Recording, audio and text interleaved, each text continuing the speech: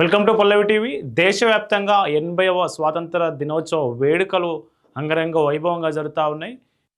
కన్యాకుమారి నుంచి కాశ్మీర్ వరకు, కాశ్మీర్లో లాల్ చౌక్లో కూడా నిన్న తిరంగ ర్యాలీ జరిగింది. సో దేశవ్యాప్తంగా జరుగుతూ ఉంది. 13వసారి రికార్డు స్థాయిలో 13వసారి ఎర్రకోట నుంచని ప్రధాని మోదీ జాతిని ఉద్దేశించి ప్రసంగించారు. ఇప్పటివరకు అంతా బాగానే ఉంది. పార్టీలతో సంబంధం లేకుండా అందరూ జెండాకు వందనం చేసి సెల్యూట్ చేసి జనగణమన వాడిర్రు ఈరోజు. కానీ ఒక్కరు మాత్రం మనకు జెండాకు సెల్యూట్ చేయలేదు. వాళ్ళు ఎవరో మీరు ఎక్స్పెక్ట్ చేయండి, చూస్తారు. సో ఒకసారి చూద్దాం.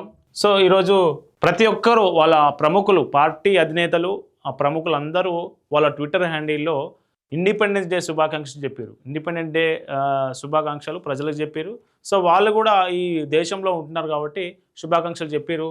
మనకి ఇక్కడ చూడొచ్చు, సీఎం రేవంత్ రెడ్డి మనకు on the occasion of 80th independence day celebrations I paid homage to the immortal heroes who laid on their down their lives for the nation at the military memorial monument in parade grounds.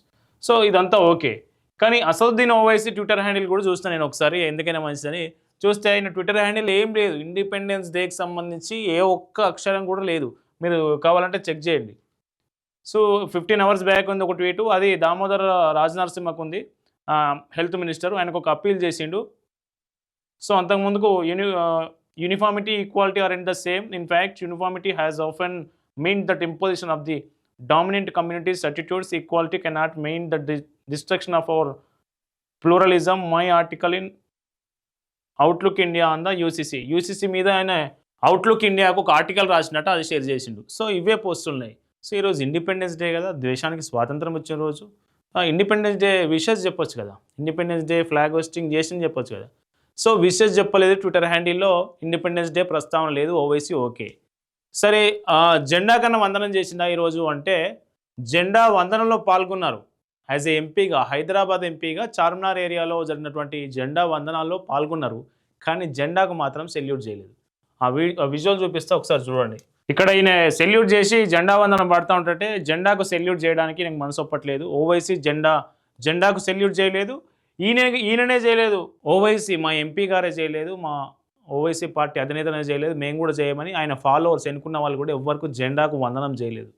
So ఎందుకు చేయరు? ఈ జెండా అంటే ఎందుకు వాళ్ళకి ఇష్టం లేదా? ఈ దేశం అంటే ఇష్టం లేదా? సో ఈ జెండా గణమనకు సంబంధించి కూడా ఈయన అభ్యంతరం వ్యక్తం చేశారు గతంలో. ఆ వీడియో ఒకసారి చూద్దాం. జనగణమన అంటే రాజేంద్ర ప్రసాద్ తప్పు చేసిరు, బహుత్ గలత్ చేసిండు.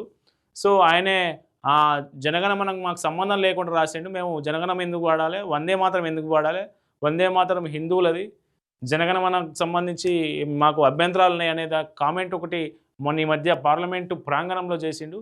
సో గతంలో ఎంపీగా పోటీ చేసినప్పుడు కూడా జై పాలస్తీనా అన్నాడు. ఎంపీగా ప్రమాణ స్వీకారం చేసిన సందర్భంలో కూడా జై పాలస్తీనా అనే కామెంట్ చేసిండు. వీళ్ళందరూ ఇండియాలో ఉంటూ, ఇండియాలో తింటూ, ఇండియా గాలి పీల్చుతూ, ఇండియా వనరులు అనుభవిస్తూ జై పాలిస్తాన్, జై పాకిస్తాన్. సో ఇది వాళ్ళ విధానం. సో ఇంతకుముందుకు జనగణమన మీద ఏం మాట్లాడిండో ఒకసారి చూద్దాం. ఎస్, ఇది చూడండి. लिखा गया था और मैं कह रहा किया था, यहाँ पर आप देश को इस तरह से पेश कर रहे हैं, और जनगण मन जो लिखा गया था वो तो जनता के लिए लिखा गया था. और मैं कह रहा हूं कि 1950 में राजेंद्र प्रसाद ने बहुत बड़ी गलती की.